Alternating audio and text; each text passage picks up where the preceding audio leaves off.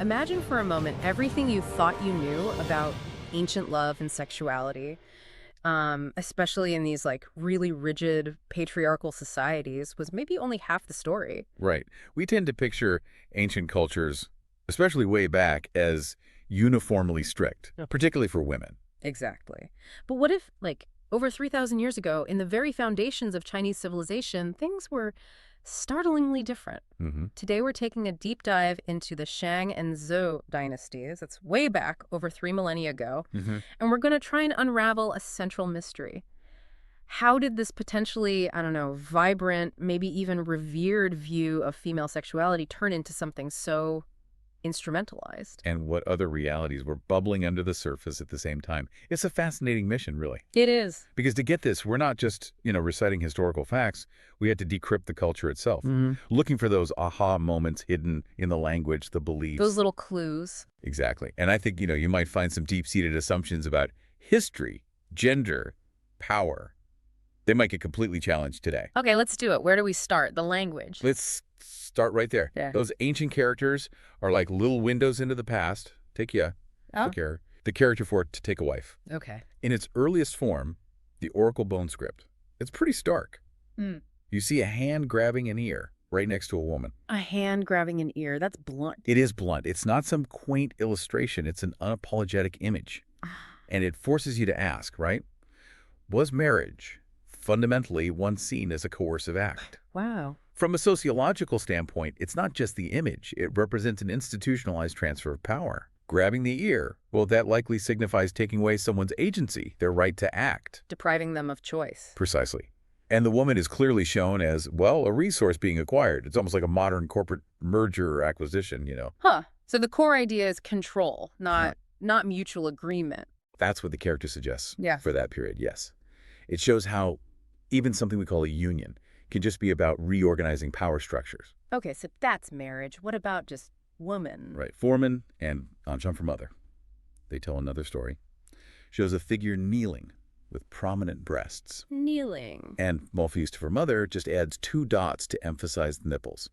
It's a purely, almost startlingly biological definition. So a woman's identity, at least in these characters, is primarily about her body's function.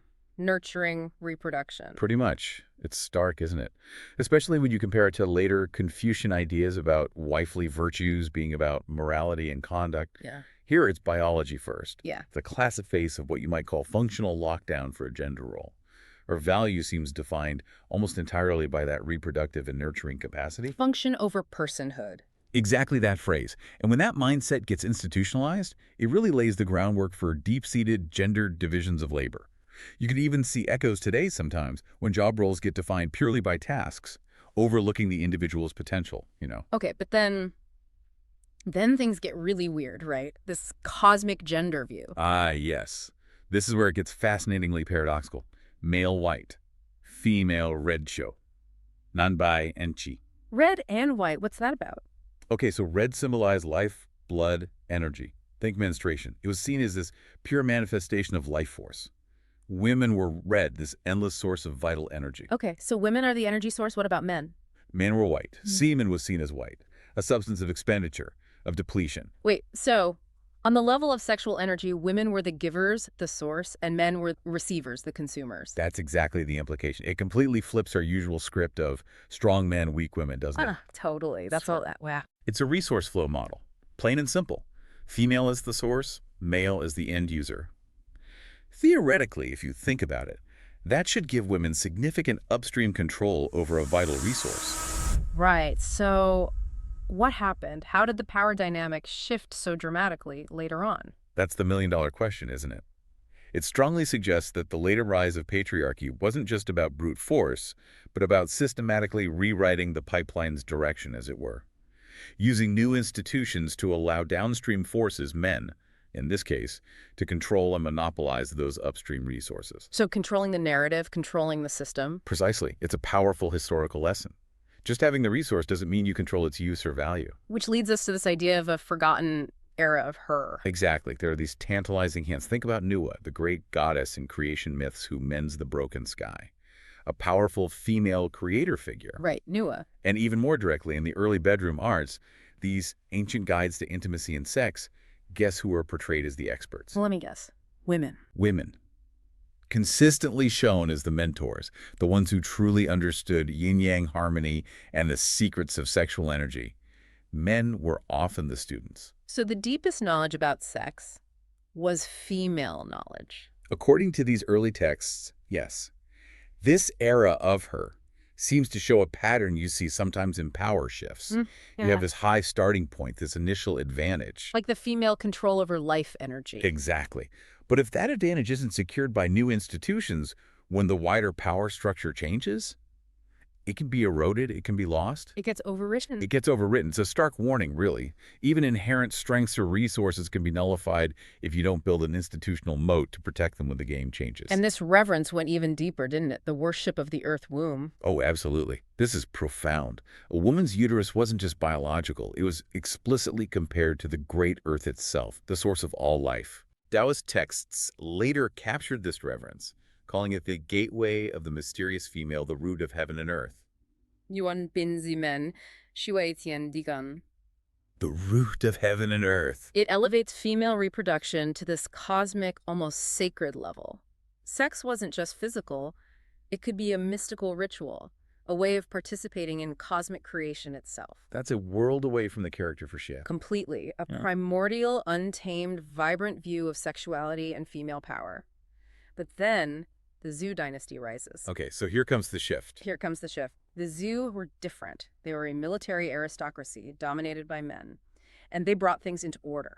Meaning they changed the rules about sex. Fundamentally, sex stopped being primarily about cosmic reverence or even just personal connection. It became about structure, order, and instrumentalization. It was given clear jobs to do for the new system. Jobs? What kind of jobs? Well, the first core function, especially for the aristocracy, was crystal clear. Continue the family line for the clan.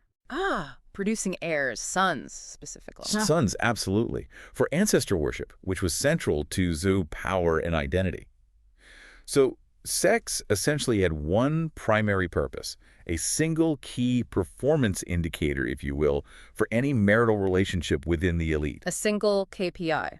And when you have that kind of single output focus, what happens to other values, like personal love, desire, attraction? They get pushed aside. They become secondary or irrelevant. Inevitably compressed, exactly. Yeah. This also helps explain polygamy in that context. It wasn't necessarily just about male lust. It was about providing multiple layers of insurance for hitting that critical KPI, securing the lineage. More wives meant more chances for sons. Like diversifying your investment portfolio to guarantee a return. That's a surprisingly apt analogy, actually. Ensuring the continuation of the patrilineal line was the paramount return. Okay, so that's function one. You said there was another. Ah, yes. Function two is even more specific and tied to the state. Nourish the dragon body of the monarch. Nourish it, dragon body. The king. The king, yes. His sex life became a matter of state importance, almost a national energy project. How so? They believed the king embodied the nation's vital yang energy. His personal vitality was directly linked to the state's destiny, its prosperity, its military success. Okay. And sexual intercourse, specifically with women, was seen as the prime method for him to absorb female yin energy, to boost his own yang and thus strengthen the nation. So women's energy was literally fuel for the king and the state. That was the cosmological logic, yes, which led to this incredibly meticulous, almost bureaucratic harem system. The famous harems. How structured were they? Highly structured. Get this. 1 empress, 3 senior consorts, 9 junior consorts, 27 hereditary consorts, and 81 common consorts. Whoa! That's a lot. And precise. It was precise because it wasn't just about pleasure. It was conceived as an energy supply station. There were even female officials who acted like operators of precision instruments, strictly scheduling the king's intimate activities based on calendars and perceived energy levels. Scheduling sex for national energy levels. Essentially. The logic, as bizarre as it sounds to us, was kind of like health preservation. Lower-ranking consorts were for, let's say, charging the battery, helping the king accumulate energy regularly. Okay. Then, only when his yang was considered peak, on auspicious days, would he unite with the empress. The idea was this union would be the highest quality, the best chance to produce a strong, high-quality heir. That is chillingly pragmatic. It's an early and, yes, chilling model of centralized authority meshing with resource scheduling, turning human physiology into state strategy. The coldness of the system is in its procedures, its stratification. It completely instrumentalized the individual. Making people cogs in a machine. Exactly. Nodes in a process rather than subjects with their own feelings or desires. It's a pattern you still see echoed in large impersonal institutions today, where organizational goals can override individual needs. And the women in this system? They were essentially treated as living medicinal herbs, you could say, or maybe even sacrificial offerings for the king's vitality and the continuation of the state. You can practically hear the sadness in some of the poems attributed to palace ladies in the Book of Songs. Voices hinting at the real feelings crushed under the weight of that system. Such a stark contrast to the era of her. Night and day. Yeah. But, and this is crucial, this highly structured repressive system existed mainly within the elite. Beyond the palace walls, beyond the aristocracy, a completely different world was going on. Ah, so two parallel cultures. Absolutely. You had the elite world, and then you had the world of the common people, living with almost entirely separate sexual norms and practices. Okay, so let's look at the elite first. Their marriage. Yeah. What was that like outside the palace? For the broader aristocracy, marriage was still very much a transaction, often pretty devoid of romantic love as a primary driver. All about the deal. It's all about the deal. Calculations of matching social status, political alliances, and adhering to strict taboos like the big one, prohibiting marriage between people with the same surname to maintain clan distinctions. And for women in this system? Chastity, especially premarital chastity, became paramount. It was viewed as her most important asset, essential for guaranteeing the legitimacy of the lineage. Her value was tied to guaranteeing paternity. Precisely. From an analytical perspective, aristocratic marriage was a textbook homogamous alliance. It's a strategy to keep resources, power, and wealth circulating within a known, closed loop. Minimize external variables, keep control tight. You see that today, too, right? Like old money families or political dynasties. Absolutely. Same strategic logic. The downside, of course, is often a loss of innovation, diversity, and the ability to integrate with the outside world. But for them, stability and control were key. Okay, so that's the stiff upper lip of the aristocracy. What about the commoners? You mentioned elopement. This is where things get lively. It suggests running, rushing, a sense of freedom and spontaneity. It points to what seems like a veritable carnival of sexuality among the common folk. A carnival? How so? Well, picture springtime festivals out in the countryside. Sources, especially the Book of Songs, describe scenes of unmarried young men and women gathering, singing together, dancing. Okay. And then, apparently, quite openly, coupling up in the fields or woods based on mutual attraction. Whoa. Just freely. It seems so. It's often interpreted as a kind of socially condoned, maybe seasonal trial marriage, or even just wild union. Yeah. Sex here wasn't repressed or purely instrumentalized, like among the elite. What was it connected to, then? It seems deeply tied to the cycles of nature, the basic desires for a bountiful harvest, for the proliferation of life itself, human, animal, agricultural. It was a collective celebration of vitality, almost primal. That sounds incredibly different. Radically different. This elopement culture seems to have operated in a fascinating gray area. It was outside the strict formal institutions of the state and elite marriage rules. Not forbidden, but not exactly formalized either. Exactly. Tacitly approved by custom, perhaps even encouraged at certain times of the year. Yeah. And these kinds of gray areas, historically and even today, are often where real innovation, boundary crossing, and cultural change happen. But you mentioned a warning earlier. Yes.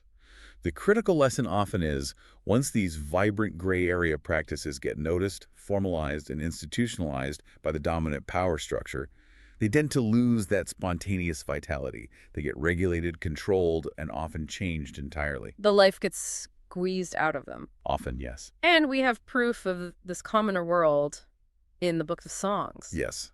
That collection is amazing because it preserves authentic voices from all levels of society. For the commoner's world, you have songs like Zen and Wei. What's that one about? It describes a festival by the Zen and Wei rivers. Young men and women are meeting, flirting openly, exchanging gifts, specifically peonies, which had strong romantic, even sexual connotations. So, playful, open courtship. Very much so. Full of life, directness, a world away from the calculated aristocratic unions. But it wasn't all sunshine and peonies, was it? You mentioned cracks appearing. No, even in this freer folk culture, tensions existed, especially for women. Take the poem of the Mang.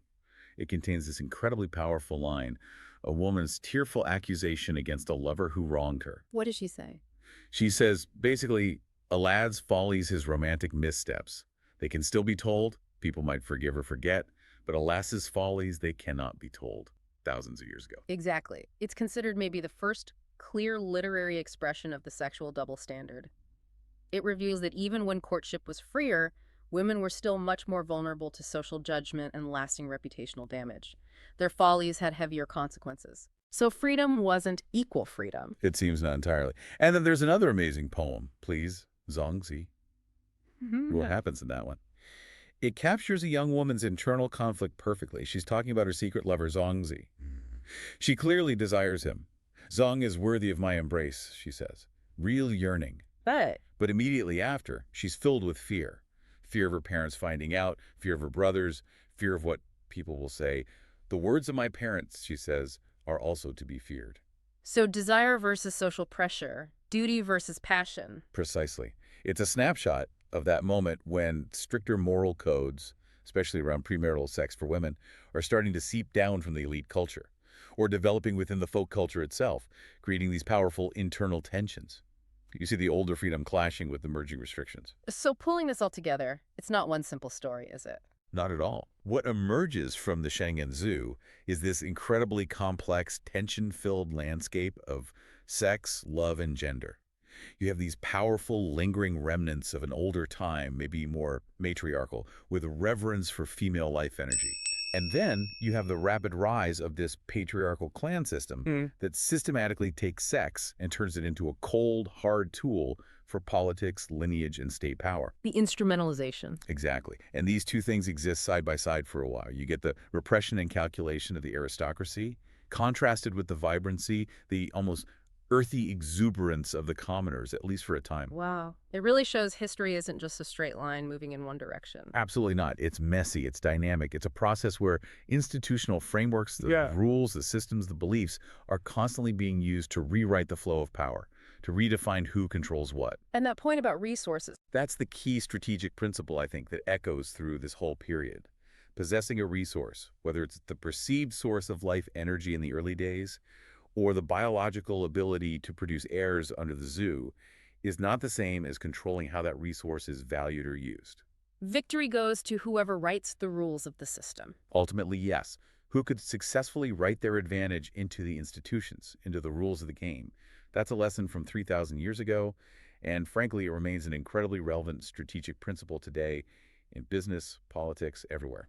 So for us listening now, what's the big takeaway? Why does understanding this ancient, complex world matter? Well, understanding these two parallel cultures, this ancient reverence clashing with the emerging instrumentalized patriarchal system, it gives you a crucial origin point. It helps understand the foundations, the deep roots of so much of the subsequent history of sexual concepts, gender roles, and family structures. Not just in China, but arguably it offers parallels elsewhere too.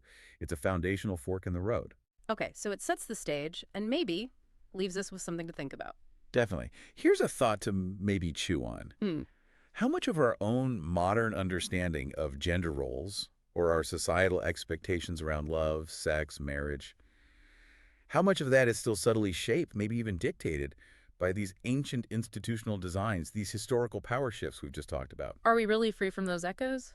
Or do they still, in ways we might not even realize, kind of channel our thoughts and behaviors? Do they still subtly dictate our own pipelines today? Something to ponder. If you found this discussion useful, maybe learned something new, definitely hit that subscribe button. We do these deep dives regularly, exploring valuable ideas. We appreciate you tuning in. Yeah, thanks for joining us.